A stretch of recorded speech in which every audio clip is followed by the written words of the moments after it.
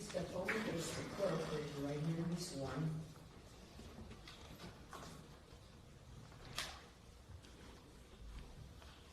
Do you solemnly swear affirm the testimony about to give will be the truth, the whole truth, and nothing but the truth? Yes. You may have a seat, sir.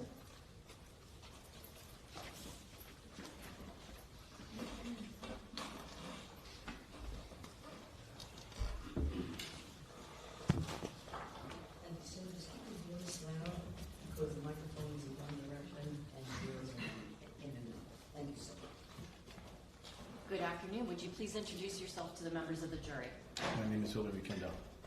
What do you do for a living? Insurance. Mr. Kendall, I want to take you back to September 4th, 2022, the Sunday of the Labor Day weekend. Do you recall if you were on a boat that afternoon? I was. Who were you on a boat with? James Gassenheimer. Who's he? He's a friend of mine. Okay. What does he do for a living? He's a lawyer. What brought you two together that day? James had just become a member of Ocean Reef. I used to be a member of Ocean Reef with my parents as a child, and I was Hold on thinking. one moment. Did you know if I close that door?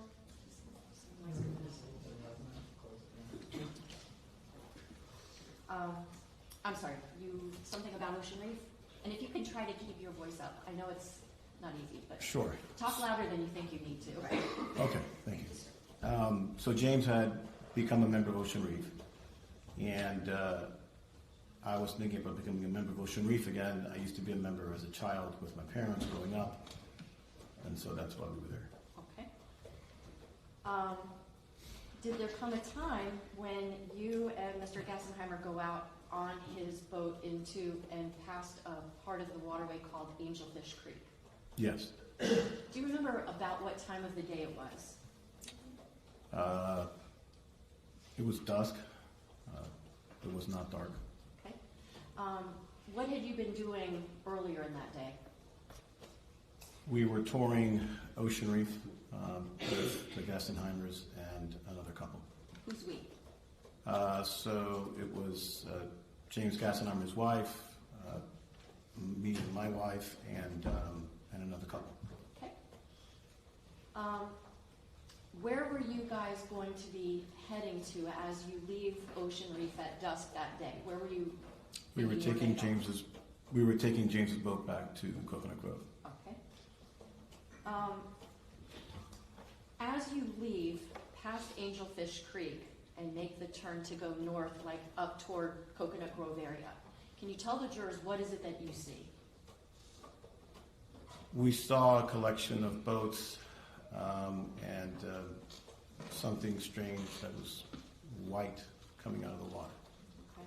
Did you later get a chance to see what, in fact, that white thing coming out of the water was? Yes, it was. What was it? It was a capsized boat. For the record, I'm showing counsel states 1K for identification.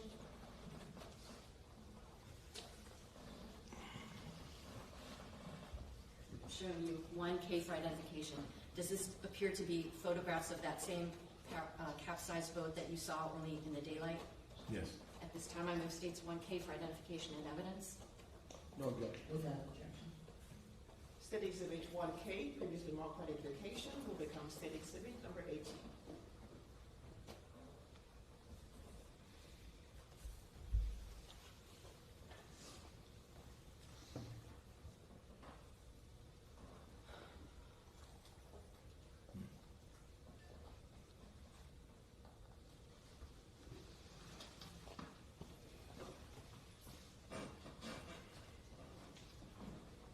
Can you tell us what happened as you and Mr. Gassenheimer approached this capsized boat?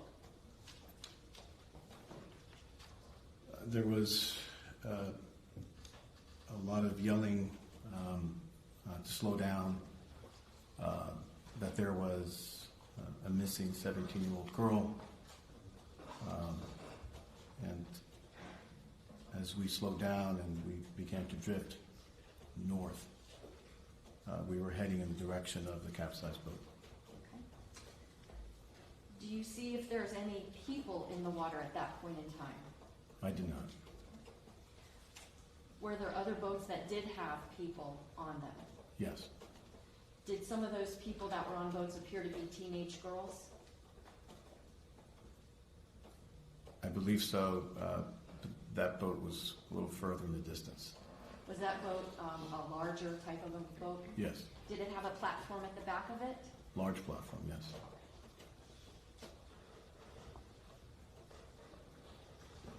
As you get closer and closer to this capsized boat, do you see if there's anybody near it?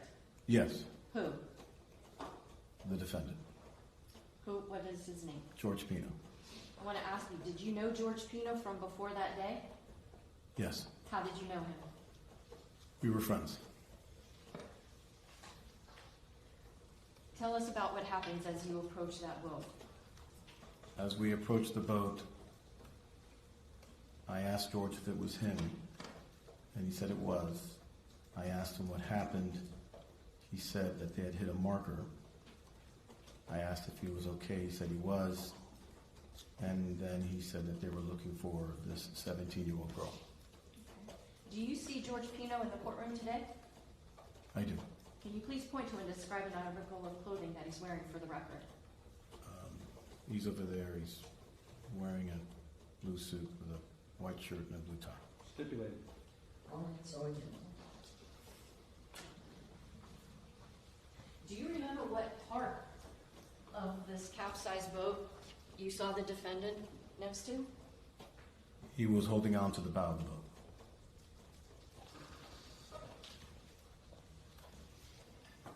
Do you see where the bow of that boat would be in either of these photographs, which is in State's Exhibit number 18? Yes, Where? here and here. Okay. Using this pen, would you be able to circle the location on these two photographs of where you saw George Pino in relation to his capsized vessel? Here. Okay. This, he would be on the other side. Okay. Can you just draw kind of an arrow to like the location, but just right other side? Yeah. Oh, right here? Yep.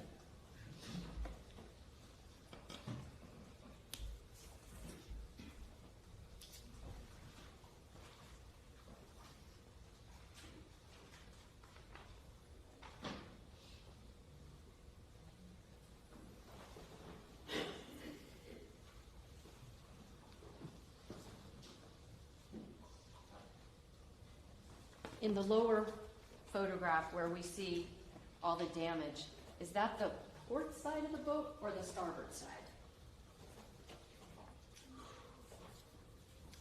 That would be, I know it's tricky because it's upside down. yeah, that would be the starboard side. Okay. And so you saw him on the port side front of the boat? Mhm. Is that yes? Yes. Okay. Sorry. That's okay.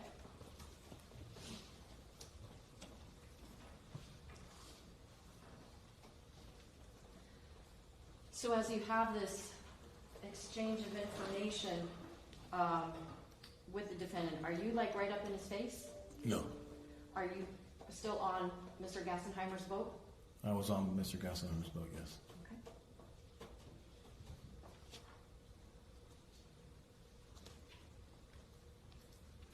Now, when you see the defendant holding on to the front left side or the port bow of that vessel, let me ask you something. How long had you known George Pino when you come upon him at that time? Prior to that incident, I would say approximately 15 years. Did you consider yourself good friends with George Pino? I consider ourselves friends, yes. Okay. When you see him and he's holding on to that boat, can you describe how he looked? He looked dazed, in a state of shock. Now, as people are calling out saying that there's a 17-year-old missing, do you say anything to the defendant? I told him to look under the boat. How did you say that to him? As best you can recall, even though we're in a courtroom, can you please try to recreate the manner in which you spoke to George Pino from Mr. Gassenheimer's boat? So I was standing towards the bow of Mr. Gassenheimer's boat, and as I looked around, the water looked fairly clear. It might have been 6 feet deep. At that moment, it dawned on me she probably was not in the area because she would have been found by that point. So she must be under the boat. And so I told George to go look under the boat. He didn't respond initially, and then I Hold moved. on, let me say. Okay. Did you say to George Pino, go look under the boat? Yes. No. Did you say it this way? Go look under the boat. Oh, no, no. How did you say, go look under the boat? I yelled at him to go look under the boat. You can turn away from the microphone. Can you yell for us the way you yelled to George Pino that day? Yes. I said, George, go look under the boat. What was his response? He froze. Okay. What did you do at that point? And then I yelled a second time. Can you yell for us now, in this courtroom, the way you yelled at the defendant to look under the boat? And then I yelled more loudly, George, go look under the boat. If not, I will. What happened at that point in time? At that point, he said, okay, and then he took a breath and went underwater.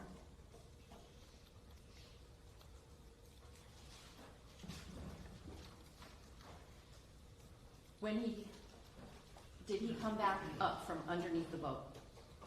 Yes, Did he have anybody with him when he came back up from underneath that boat?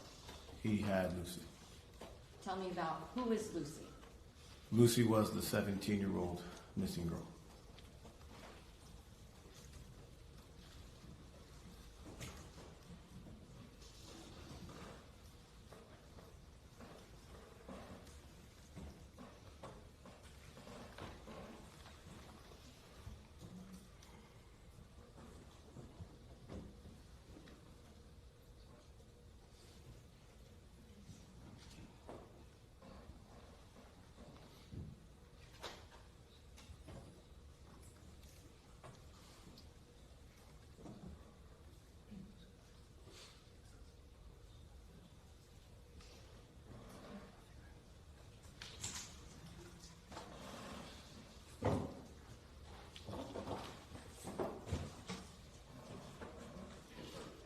I'm showing you State's Exhibit 1. Do you recognize who this person is? Yes, Who is it? Lucy Fernandez. Did you ever know Lucy Fernandez when she was alive? No, Did you know her parents? yes, What are her parents' names? Andy and Melissa. How did you know them? Through the Epiphany Parish community. Common friends. Pardon me? Common friends. Now, can you describe for the jurors, what do you actually see as George Pino comes out from under the boat with Lucy? As George comes out of the boat with Lucy, there was a small boat nearby that he was trying to swim to. And then we turned in that direction so that we could help. And that's when James Gassenheimer tells me that he knows CPR, and he jumped out of the boat. And I took control of his vessel. And where did James Gassenheimer go once he jumped off the He boat? swam towards the boat that George swam towards, and he got on the boat and began doing CPR on Lucy.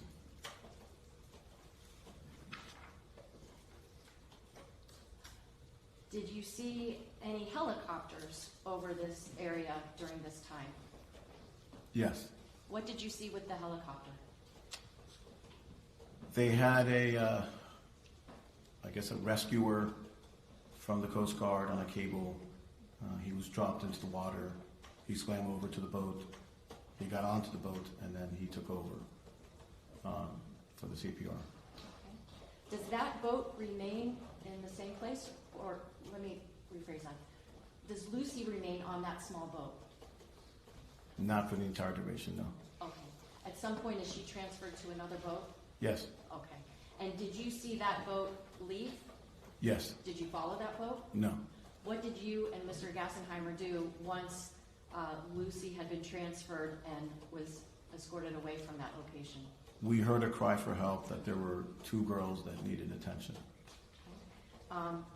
Did Mr. Gassenheimer come back onto the boat? Yes. Who actually piloted that vessel in the direction of where allegedly there was more help that was needed? James Gastineau.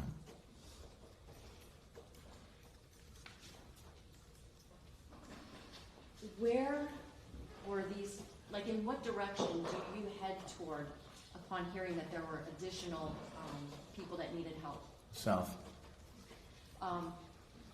Were they further south of Mr. Pino's overturned vessel? Yes. Did you see that boat, or do you remember if you saw that boat when you first were coming up toward where you found George Pino? Yes. At that point, when you saw that boat, did you know that there was anybody in need of medical care? No. Can you describe what that second vessel was that you wind up going to with the gas tanker? It was a large vessel, I would say over 50 feet. It had a blunt bow. I call those style boats Van Dutch boats. Okay. Very wide, had a large bow and a large platform deck. And just in case somebody here doesn't know what a platform deck on a boat would be, can you describe that for the jurors? So on the transom, the rear of the boat, it has a very wide platform deck, 5 feet from the transom to the end of the deck and probably 12 to 14 feet wide. Are you yourself a boater? Yes. What's a transom? The transom is the rear of the boat. Okay. As you approach this large vessel and are getting closer to it, do you recognize anybody that's on that boat? Yes. Who is it that you see on that boat that you recognize? I see Gallo Monterrey and I see Lucy Pino. How did you know who those two people were? Because I know the parents, and whenever we would get together, we knew the daughters. Their daughters. Do you make inquiry about whether anybody else is missing? Yes. And was anybody else missing based on what you were getting told? I asked where the rest of the girls were, if they were all accounted for. They said yes. I asked if anybody was injured. They said yes. There were 2 girls unconscious on the platform. Did you learn who those 2 girls were? I did. Who? One girl was Katy Puig, and one girl was Mia. I didn't know her at the time. Mia, I think the last name is Rodriguez. I'm not sure. Did you know Katy Puig? Yes. Can you tell the jurors, how did you know who she was? Katy is the daughter of Rudy Puig. And who is Rudy Puig to you? He's a friend of mine. At that point, are you able to make a call to Rudy? Yes. What do you tell him? I told him that there was a boating incident and that his daughter was unconscious on the platform.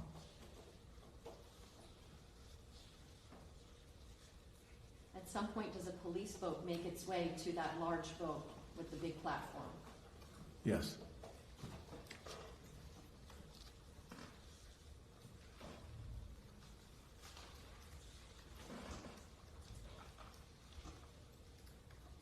Had you seen Katy Puig earlier that very day? Yes. When you are out on the waters with Mr. Gassenheimer that afternoon going into the later hours, what was the weather like? It was very pretty. We commented as to how beautiful it looked. It was very calm. Without getting into any details, is Katy in the same condition now as she was before No. this crash? No. No other questions? Ross?